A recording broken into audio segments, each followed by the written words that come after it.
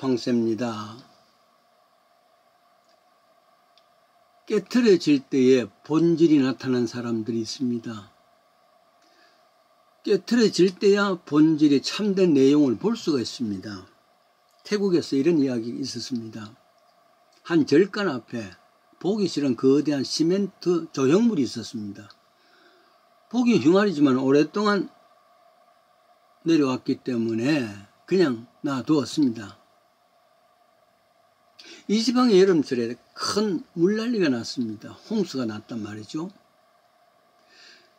이 홍수 때문에 그 시멘트 조형물도 폭포 같은 홍수에 휩쓸려서 몇 바퀴 돌고 저 아래쪽까지 갔단 말이죠. 근데 놀랍게도 굴러지면서 부딪히면서 시멘트가 깨어졌습니다. 그런데 그 시멘트 안에는 찬란한 불빛이 나왔던 스님들이 또 사람들이 그 시멘트를 깨뜨려 보니까 놀랍게도 그 속에 황홀한 황금 부처님이 나왔단 말이죠. 왜 그랬을까? 한 100여 년 전에 이 동네에 이웃나라 사람들이 쳐들어왔습니다. 적군들이 말이죠. 온갖 횡포를 하고 좋은 몸을 다 훔쳐갑니다. 드디어 이 절 가까이 왔을 때에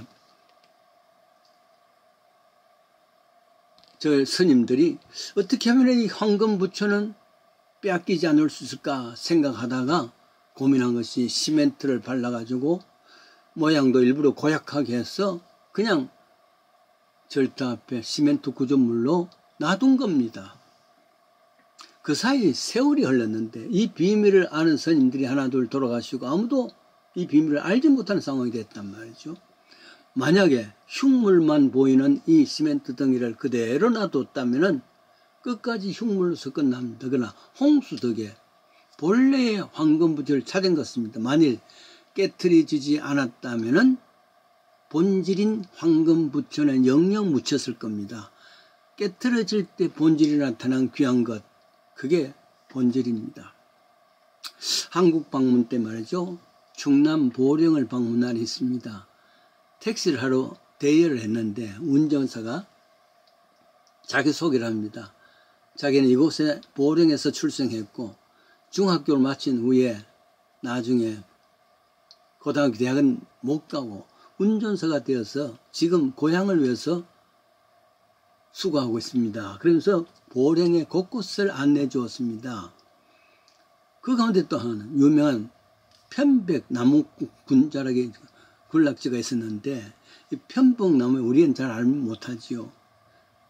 운전사가 설명을 합니다. 편백나무에서 나오는 파톤치트라는 물질이 나와서 그 냄새로 마음에 안정을 주고 또 힐링을 하는 것입니다.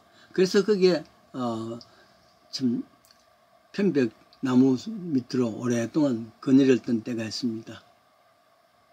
그 중에 이 편백나무라는 것이 톱에 끊겨지고 그렇게 할 때 냄새가 더 몸에 힐링을 하는 것이라 그랬습니다. 그냥 있을 때보다도 그것이 끊어질 때, 깨트려질 때 피톤치트라는 것이 나온다 그 말이죠. 그래서 사람들은 일부러 톱질하고 또 상처를 내서 그 냄새를 맡는답니다. 하기사에 옛날에 가구 중에 제일 좋은 것이 오동나무였습니다. 오동나무 가구. 왜냐하면 오동나무는 도끼에 찍히고 톱에 찍혀가지고 그때 나오는 냄새가 오동나무 냄새가 나오는데 계속해서 나오지요. 그건 또 우리 인생으로 생각으로 살균 작용도 하는 것이고 깨트려질 때 귀한 냄새가 난단 말이죠. 1960년대에는 미국 젊은이들은 히피라는 지향운동이 있었습니다. 현상의 모든 것을 거부하고 싫어했죠. 그리고 나중에는 또 히피 대신에 여피라는 것이 나왔습니다. 남의 것은 전혀 생각 안 하고 자기 길만 나가는 사람들이랍니다. 그러니까 희생이라는 말은 생각지도 아니하고 그냥 자기 좋아하는 것만 하는 사람들입니다. 성경은 로마서 12장 1절 너의 몸을 하나님이 기뻐하시는 산 제사로 드리라 그렇게 했는데 희생하기를 좋아하지 아니하지요. 그래서 구약 성경을 보면은 사실은 창세기부터 요한계시록까지 희생을 이야기합니다. 희생이란 것은 최후의 희생은 죽음 아니겠습니까? 그래서 창세기부터 계시록까지는 연년이 흐르는 피의 역사를 볼 수가 있습니다. 짐승의 피입니다. 신약 성경에 들어와서는 예수의 피지요. 그래서 로마서 12장 1절에 너의 몸을 하나님 기뻐하시는 더 거룩한 산제소라 드리라 그럽니다. 산제소는 죽음입니다. 희생입니다. 피를 흘리는 겁니다. 피 흘림이 없는, 희생이 없는 예배는 예배가 아니라 그럽니다. The service without sacrifice is sin. 초대교회에 얼마나 많은 피를 흘리는 역사가 있었습니까? 그래서 초대교회 역사가 일어납니다. 한국에 복음이 들어올 때 얼마나 많은 순교의 피를 흘렸습니까? 그만큼 성장했습니다. 마가복음 14장에는 예수님 문둥이 시몬의 집에 신방을 했습니다. 그냥 시몬의 집이 아니라 문둥이 시몬이라 하는 것을 보면은 아마 이 사람이 시몬이 옛날에 문둥이였다가 예수님께서 고쳐주신 것이라 생각됩니다. 근데 찾아간 것은 본래 그 문둥이였으나 예수님이 치유받은 그 문둥이 집에 저녁 식사를 하는데 한 여자가 값비싼 향유 곧 순전한 나드 옥합을 가져와 옥합을 깨트리고 그래서 사람들은 옥합을 보고 아름답다 예쁘다 그러는데 사실은 그 속에 향유가 더 중요한 것이죠. 이것을 예수께 부었습니다. 사람들은 이 비싼 향유를 왜 이렇게 할 수 있느냐 했지만 예수님께서 가만두어라. 내게 좋은 일을 했다. 나의 장사를 미리 준비한 것이다. 그렇게 칭찬을 했습니다. 사람들은 말이죠. 이럴 때에 그 비싼 그릇 그걸 소중히 여깁니다. 그래서 페인트 칠도 하고 거기에 모양을 만듭니다. 그래서 더욱 중요한 것은 옥합 속에 있는 향유입니다.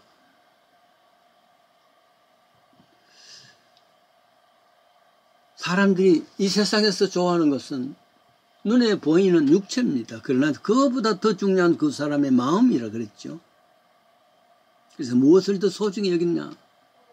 옥합이 아니라 겉이 아니라 속에 있는 향유란 말이죠.